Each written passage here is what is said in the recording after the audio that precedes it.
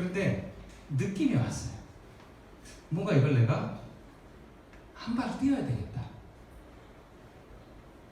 이거는 그냥 해야 되겠다. 그래서 예배를 드리자. 우리 일단 예배를 한번 드려보자. 그게 이대에서 7월 첫 주에 예배를 드리는 사건이었어. 그러면 그 5명만 딱 예배를 드리는 게 아니라 예배를 드리려고 이제 준비를 하는데 갑자기 혼님이 문자가 왔어. 수원에 있는 교회 소개시켜줘. 근데 제가 2년 만에 그것도 연락이 왔거든요. 목적부터 얘기하는 친구예요. 잘 지냈니? 뭐 이런 거 하나도 없어. 수원에 있는 교회 소개시켜줘. 그 딱 하나야. 그래서 그냥 뭐 어떻게 해요? 뭐 이렇게 친하다고 얘기할 수 없는 그런 분위기 속에서 나 개척해 우리 교회 와서 얘기가 할 수가 없으니까 그냥 글쎄 수원에 뭐 나 잘 모르겠다. 갑자기 물어보는 거예요. 너는 뭐 하는데? 물어보니까 얘기한 거죠. 나 개척을 준비한다. 본인이 오겠다 그러더라고요. 그렇게 해서 한 사람 한 사람씩 모여서 되어가는 이 교회가 벌써 3년이 됐어요. 참 신기해요. 제가 이 교회를 개척하고 목회했다는 생각이 안 들어요. 그냥 저는 그 어떤 감동에 반응한 거 외에는 한 게 없는 것 같아요. 근데 주님이 이걸 만들어 가세요. 너무 신기하고 감격스러워요.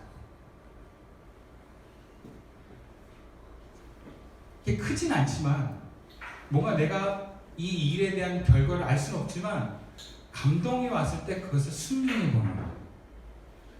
여러분 그것이 하나님의 영을 담은 사람들의 모습이에요.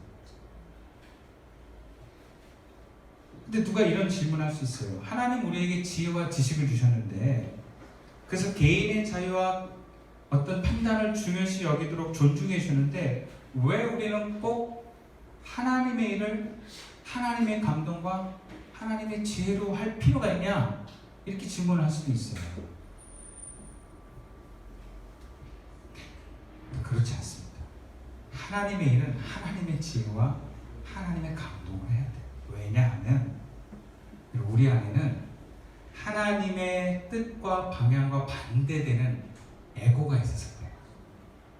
에고는 어떤 일을 하냐면 에고는 나는 아닌데 어렸을 때부터 내 존재를 놓치지 않게 해서 만들어진 가상의 존재예요. 그 에고가 내 몸을 움직이고 판단을 하면서 끊임없이 나만을 위하는 마음으로 성장을 하는 거예요. 그래서 에고가 우리 안에 다 있어요. 예수 믿어도. 강한 사람은 너무너무 강해서 어떻게 그 사람에게 조언할 수 없을 정도로 뭔가 자기 생각으로 사로잡혀 있는 사람들이 있어요. 그럼 그런 사람들에게 하나님의 감동이 온다 한들 하나님의 감동에 순종하겠나요?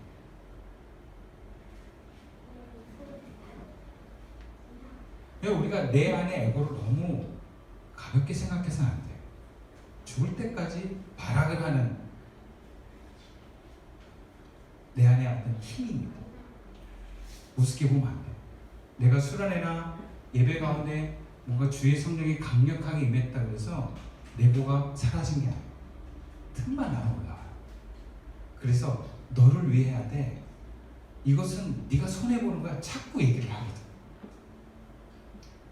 그러니까 자꾸 헷갈려요. 우리가 하나님의 일을 하면서도 이게 정말 하나님의 일인가? 왜? 내 에고가 자꾸 소리를 내니까. 우리 아내가 지금 다른 교회에서 아동부 사역을 하는데 수요일날 이제 예배를 마치고 올 때 우리 아내는 아동부 전도사를 하는데 유치부 전도사님이 차를 가지고 있어서 또 용인에 사세요. 같이 와요. 같이 오는데 그 유치부 전도사님은 남편 없이 혼자서 자녀들 키우신 분이에요. 그리고 나이도 50대예요. 얼마나 생활력이 강한지 몰라요. 어떻게든지 돈을 버는 게 이분은 굉장히 중요한 거예요. 그분의 판단과 경험에서는 그분만의 지혜를 차 타고 오면서 1시간 동안 딱딱이처럼 계속 듣는데 그러면 집에 도착하면 굉장히 현실주의자가 되어 있어. 그 독을 막 빼내라고 막 얘기를 하진 않아요. 그 당신 게 아니야. 빨리 버려야 된다고. 그 사람이 잘못됐다는 건 아니지만 그 사람의 내용이 당신에게 적용된 필요는 없죠. 그러니까 그걸 다시 분리하는 작용이 한 이틀 걸려요. 네. 그러니까 우리 안에 끊임없이 저항하는 마음이 있어요. 그러니까 하나님의 일을 한다고 하면서도 뭔가 내가 손해볼 때 너 이거 왜 해? 이 생각이 올라옵니다. 여러분. 그래서 교회 봉사다 시험 드는 거예요. 하나님의 일인 줄 알고 했는데 뭔가 좋은 소리 못 들어. 그리고 힘들어. 내 삶에 중요한 일들이 굉장히 많아. 또 우리 그런 기대도 있잖아요. 하나님 일 하면 복이 올 것이야. 뭐 이런 기대가 있잖아요. 복이 안 와. 복은커녕 더 어려워. 이러면 우리 안에 자꾸 목소리가 올라와요. 너 이거 왜 하니? 왜 하니? 그죠? 그러니까 여러분, 내 생각과 내 지혜로 하나님을 감당하기에는 너무 내 안에 강한 내가 있어요. 그래서 힘든 거예요.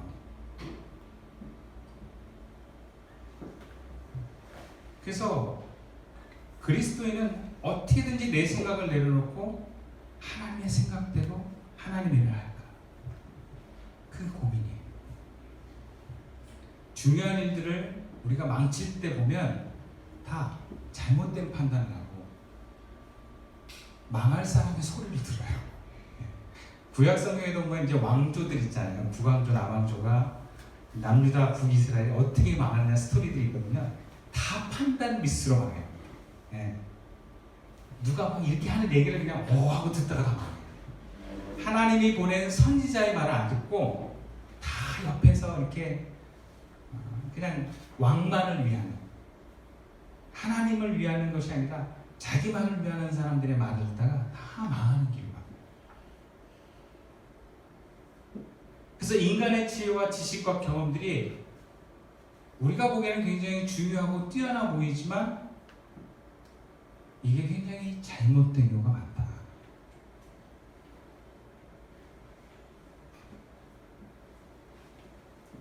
그래서 바울은 오늘 본문 2장에서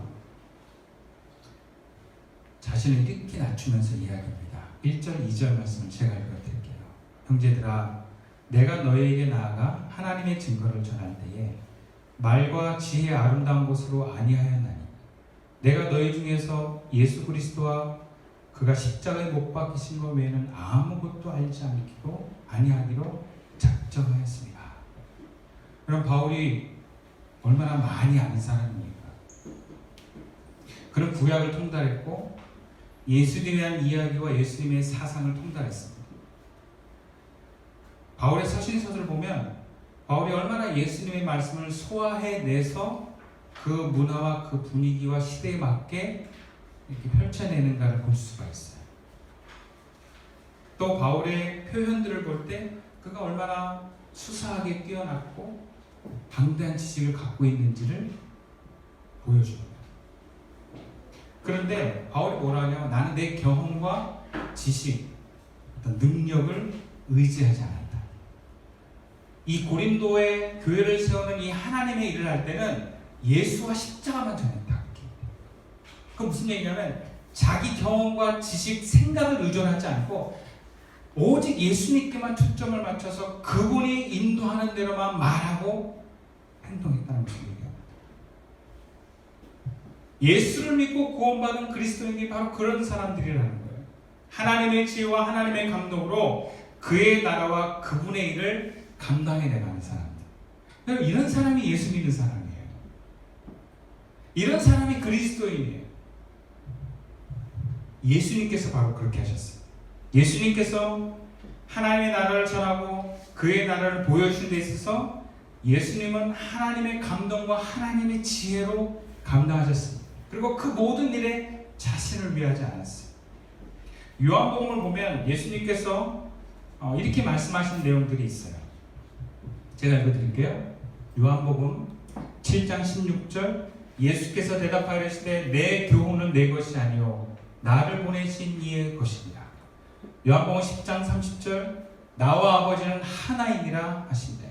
요한복음 12장 49절에서 50절 내가 내 자의로 말한 것이 아니요 나를 보내신 아버지께서 내가 말할 것과 이룰 것을 친히 명령하여 주셨으니 나는 그의 명령이 영생인 줄 아노라. 그러므로 내가 이르는 것은 내 아버지께서 내게 말씀하신 그대로니라 하시니. 마지막으로 요한복음 14장 10절 말씀. 내가 아버지 안에 거하고 아버지는 내 안에 계신 것을 네가 믿지 아니하느냐? 내가 너희에게 이르는 말은 스스로 하는 것이 아니라 아버지께서 내 안에 계셔서 그의 일을 하시는 것이라. 그러니까 예수님이 우리 그리스도인의 본을 보이셨는데 뭐라고 말씀하시는가? 내가 말하는 거는 하나님의 나를 통해서 말씀하는 건 내가 말하는 거야. 내가 행동한 거는 하나님이 나에게 감동을 주셔서 그 하나님이 하시는 거야. 그렇게 표현하십니다. 즉 예수님께서도 하나님이 말씀하시고 감동을 주시고 능력을 주셔서 그 일을 감당했던 것처럼 그리스도인도 모든 하나님의 일에 예수님처럼 감당하는 거죠. 이것은 예수 믿고 하나님의 영이 있는 그리스도인들에게 다 가능한 거예요. 요한복음 14장 26절 말씀입니다. 보혜사 곧 아버지께서 내 이름으로 보내실 성령 그가 너희에게 모든 것을 가르치고 내가 너희에게 말한 모든 것을 생각나게 하리라. 우리가 하나님 안에 성령의 감동에 충만하면요 생각도 하나님이 주세요. 이렇게 해야 되겠다. 좋은 생각들이 많이 올라와요. 제가 아주 의미있게 보는 프로 중에 하나가 골목식당 뭐 이런 거거든요. 백종원 씨 보면은 건강한 생각을 갖고 있는 사람들이 잘 바뀌더라고요. 네. 그러니까 백종원이 똑같이 뭔가를 가르치고 얘기를 해도 그 사람이 어떤 생각으로 받아들이냐에 따라서 다 다르게 나타나요. 그래서 인생에 성공하는 사람들은 보면 기본기가 다르대요. 네. 성공하는 사람들 보면 공통적인 어떤 기본기가 있대요. 근데 그 기본기가 뭐냐면 생각이 늘 뭔가 어떻게 하면 더 나을까? 그러면서 내가 그것을 향해서 어떻게 바꿀까? 이런 생각들이 다 있대요. 그 기본기래요. 그거 있는 사람들이 무엇을 하든지 결국 성공을 하게 되었다는 거예요. 안 되는 사람들 보면 기본기가 없대요. 뭘 생각해도 항상 자기만 생각하고 뭘 생각해도 그런 자기를 바꿀 생각을 안 하고 자꾸 환경만 탓하고 환경이 어떻게 바뀌는가만 하는 기본기가 다르다. 그리스도인은 성령을 보신 사람이죠. 하나님이 우리에게 생각을 주세요. 그리고 하나님이 우리에게 감동을 주십니다. 힘을 주세요. 그렇게 일하는 거예요. 그래서 하나님의 일을 하나님이 하게 하시는 것은 바로 하나님의 영을 받은 그리스도인들을 통해서 가능한 것이에요. 그래서 같은 그리스도인이라도 감당하는 정도가 달라요. 그래서 그거를 잘 감당하면 감당할수록 예수님과 가까워집니다. 그럼 예수를 닮는다는 건 예수의 인격만을 얘기하지 않아요. 예수가 공생을 했던 그 사역의 그 모습대로 그 사람에게 나타나기 시작하는 거. 그게 예수 닮는 거예요. 그럼 바울이 사도행전을 보면 바울이 사역 초기의 모습과 마지막의 모습이 굉장히 많은 차이가 있습니다. 근데 뒤에 갈수록 바울을 보면 예수님 모습 같아요. 죽음을 두려워하지 않고 싫어하는 사람이 없고 다 품고 뭐가 하나님의 나라를 향해서 끊임없는 열정이 살아있는 그 모습. 그래서 영성 지수가 높아질수록 하나님의 소리가 잘 들리고 하나님의 감동이 잘 느껴지고 하나님의 일하심에 거리낌 없이 순종하는 사람이 됩니다. 참고로 영성 지수가 높다라는 건 하늘의 감동을 잘 알아차리고 그것을 잘 구현해내는 사람 정도를 영성 지수가 높다. 네. 그러니까 영성 지수가 낮은 사람은 하나님이 말씀할 때도 못 알아들어요. 하나님이 계속 말씀하신 대로 못 알아차려. 그리고 어떤 사람은 하나님의 일인 것 같은데 순종하지 않아. 영성 지수가 낮은 사람들. 뭔가 자기만을 위하고 뭔가 자기의 만족만을 위한 보이지 않는 하나님의 계획과 뜻에 대한 열망과 그것을 이루겠다는 생각이 높으면 높을수록 영성 지수가 높은 사람이다. 오늘 이런 사람은 바울을 신령한 자다라고 얘기합니다. 본문 15절 말씀 함께 읽어볼까요? 시작. 신령한 자는 모든 것을 판단하나 자기는 아무에게도 판단을 받지 아니하느니라. 신령한 자, 모든 것을 판단한대요. 어떻게 모든 것이 판단이 가능하겠습니까? 하나님의 영이 가득 차 있으니까 딱 느낌이 오는 거예요. 아, 이건 하나님 기뻐하시는 거다. 아, 이건 하나님이 하라고 하시는 것이다. 아, 이것은 하나님이 멈추라고 하는 것이다. 하나님 여기 함께 하지 말라는 것이다. 모든 것이 판단한다는 사람, 신령한 자예요. 그리고 누가 뭐라 그래도 흔들리지 않는데요. 사람들은 사람을 어떻게 평가합니까? 자기 기준과 자기 경험으로 얘기를 해요. 그리고 세상적인 지혜, 나의 안전과 우리 가족의 평안을 위한 여러 가지 많은 이야기들을 가지고 다른 사람들을 판단해. 너 그렇게 사는 거 아니야? 너 그것이 아니야? 라고 얘기하는 그 모든 판단으로부터 자유로울 수 있다. 저도 가끔 그런 생각을 해봐요. 내 주변에 있는 사람들이 저보고 너 미련한 목회를 하고 있는 거야. 무슨 이 시대 개척이야. 너 뭐하는 짓이냐. 네 부모님께 효도부터 해라 붙어가지고 그러려면 집을 나오는 것이야. 뭐 이런 식으로 막 얘기를 하거든요. 그러면 제가 성령의 감동이 떨어질수록 그게 기분 나쁘게 돼요. 네, 왜냐하면 나도 모르게 그 판단을 내가 의식하고 있다는 거예요. 근데 제가 성령으로 충만하면 어떤 일들을 하냐면 누가 뭐라 그래도 그 기분이 안 나빠요. 왜? 하나님이 나를 보시는 게 합당하니까. 신령한 자의 기준은 사람이 아니에요. 하나님이에요. 하나님이 나를 어떻게 보시느냐. 그러니까 신령한 자의 입장에서는 하나님의 뜻을 몰라서 이 사람들이 나를 비난하고 함부로 얘기하는 거지, 하나님 보시기에 나는 괜찮다 그러면 괜찮아요. 근데 하나님의 감동이 없는 사람은 누가 옆에서 말 한마디 해도 그냥 확 표정이 달라져. 너무 마음이 상해요. 세상에서는 이것을 자존감이 낮다 그러거든요. 근데 자존감이 높아도 아킬레스가 다 있어요. 사람은 건드리지 말아야 될 말이 있어. 자존감이 높은 사람도. 근데 그런 자존감이 높고 낮음의 이야기지, 하나님의 감동된 사람은 누구에게도 판단받지 않아요. 단 하나님께는 판단받습니다. 그래서 하나님이 나를 어떻게 보시냐가 중요해요.